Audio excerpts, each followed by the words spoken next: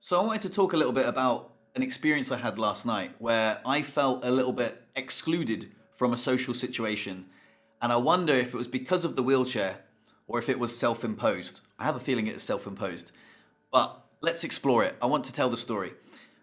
We went to a pub last night called the Marmot Door. It's a lovely pub. It was St. Patrick's Day and there were lots of people drinking Guinness with funny hats. There was a really cool band playing. It was a really fun time, and the majority of the time where I spent outside on these little park bench places, chatting with some friends, and it was really nice. It was comfortable.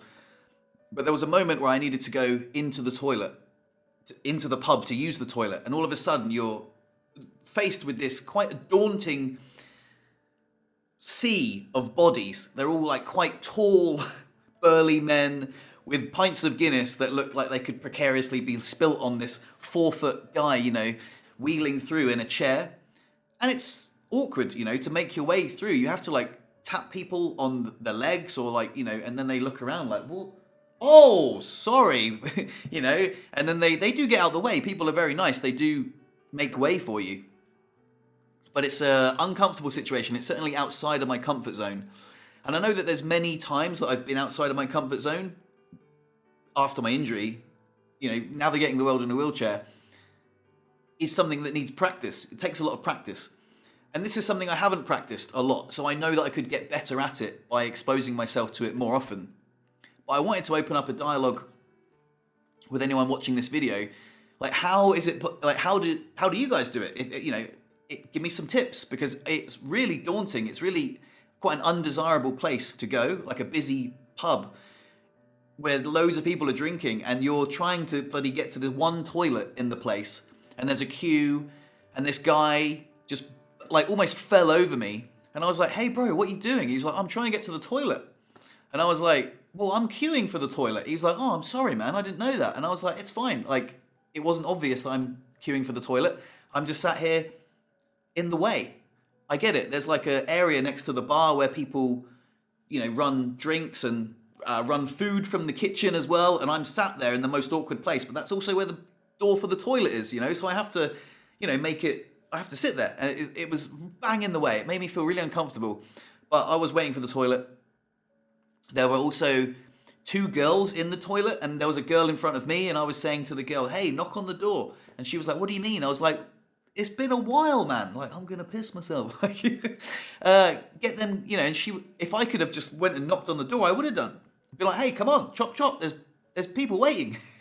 And she was like, there's 2 of them in there. And I'm like, I know, come on. Like, use your initiative. It's been like 5 minutes now. Come on. But anyway, that didn't happen. Anyway, the girls came out, gave him the stink eye, the disapproving look. And then the other girl went into the toilet. And it was really funny because as she came out, she was trying to open like both doors to like, hey, do you want to come in? And I was like, no, I was like, just come on. She was like, am I in the way? I'm like, yeah, you're in the way. I can open the door. After I was out of the toilet, I was in a nice situation where I was chatting to some friends. I saw some friends from work. And I was like, oh, they were telling me about a book that they had loaned. And it was quite a funny little anecdote. But I was just getting my chair kicked all the time. And then the place where I was sat suddenly became a bit of a passage for like heavy foot traffic. As the band stopped playing, people were piling out. And I kind of felt like I was bang in the way. And I was like, oh, let me move out the way. And as people were moving, I saw my friend Dan from work and he was like, oh, let me help you, mate. And then Chris was like, oh, why don't we go out that door? And then we can sort of go outside, out the way. And my mate Dan, he's like the logistics manager at work. So he was like, excuse me guys. And I was like, oh, cheers, mate. So we got a little path through and he was like, yeah, see you later, mate. And I was like, oh, I'm not going home though. I just wanted to get out of the way. And then I found myself in a situation where I was looking inside the pub like a sad puppy at the window. And I was like, oh, but I want to be in there. Like, I want to be where my friends are. I can see where they all are. And I haven't said hello to some of them yet. And I was just kind of, I felt excluded. I felt really in the way. I don't know if anyone can relate to that. Like being in a busy place and just feeling like you are in the way. Because people are tripping over you, they're kicking you, like, not, and then they're like, oh, sorry, man, I didn't see you there. Of course you didn't see me there. Who would expect someone to be sat down in a place like this? So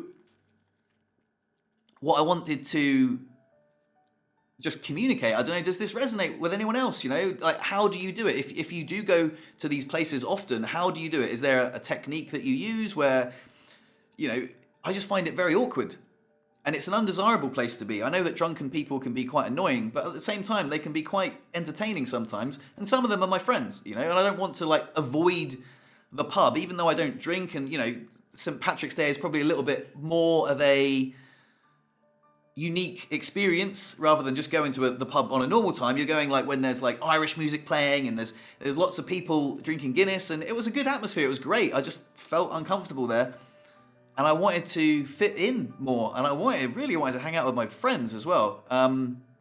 Anyway, this happened at the end of the night, so Chris was a bit like, "Oh, should we just go?" And I was like, "Yeah, I suppose." I didn't really want to go. She was cold, it was, we were outside. I wanted to be inside. Anyway, there was another thing that happened as well that was. I'm reluctant to tell this story, but I think I will because, I think it's relatable. But do you ever get the look, when people give you the look, and it's just where they sort of mentally recalibrate that, oh, I'm talking to someone in a wheelchair, and they kind of put an asterisk next to you a little bit, And so this experience I had was chatting to this girl randomly. I thought she was part of our group, but she wasn't. I introduced myself. I said, "Hey, I don't know if we've met yet. My name's Fred." We were chatting. She came, sat down next to me, and we were having a conversation. There was a moment where she suddenly noticed that I was in a wheelchair. And I noticed that she noticed. I don't think she noticed. I noticed that she noticed, but I noticed. And it was, again, very subtle, almost imperceptible, less than half a second. But it was that mental recalibration of oh, I'm talking to a guy in a wheelchair. And it's not like the dynamic drastically changed or anything. It was just odd. It was just, I felt, again, it could have easily been me projecting my insecurities on to this interaction. But I just remember thinking, oh, I don't like it. I don't know. I don't like it. After 6 years of being in a wheelchair, it still stings when people, again, they put that little asterisk next to you, wheelchair guy. I feel I don't know what she was thinking. I don't really care. There's so many things that I love about my life. I feel comfortable in my skin. I've got a beautiful relationship. I've got lots of wonderful friends. But every time something like that happens, it does sting. It's ooh. It's hard to explain. But I want to open up the dialogue, and maybe, people can put in the comments, I don't know how you navigate busy pubs in a wheelchair. Are you just in the way? I felt completely in the way. Everywhere I went, I felt like I was inconveniently placed. And I don't think that was my imagination. I definitely think I was inconveniently placed wherever I went. But I'm sure repeated exposure to those environments, I would probably develop some sort of skills. Perhaps getting there early would have been something pointing out a place where I could sit comfortably, or I don't know. To be honest, I was outside most of the night, and I was on one of these little benches, and I was chatting with people. I was again engaging in lots of wonderful conversations. It was only kind of when I went into the pub to use the toilet. Again, these aren't the most desirable places to be in a wheelchair, but I don't want ever to feel excluded because of the wheelchair. I feel like there are techniques and ways that you can do that. I just don't really know what they are. So, anyway, I feel like this is just a bit of a waffle. I don't know if it's going to make any sense. I hope that I've communicated this with you guys in a way that is hopefully relatable. But I wondered whether you're in a wheelchair or not, I wonder if you've ever got that look, and how it feels. Or if you're not in a wheelchair, have you ever given that look? And just, if any of this is relatable, I'd love to start a dialogue in the comments. Let me know tips on how to, if anyone goes to the pub every week and they bloody love it, that's amazing. Or, I don't know. Or if anyone, feels exactly the same. It's like, oh my God, I avoid those situations like the plague. They're awful. I feel like we could, I don't know. I feel like there's a conversation to be had. Anyway, I hope you found this relatable in any way. I hope you enjoyed watching, and see you in the comments section. And see you in the next video. Peace and love. Love yourselves and each other. Till next time.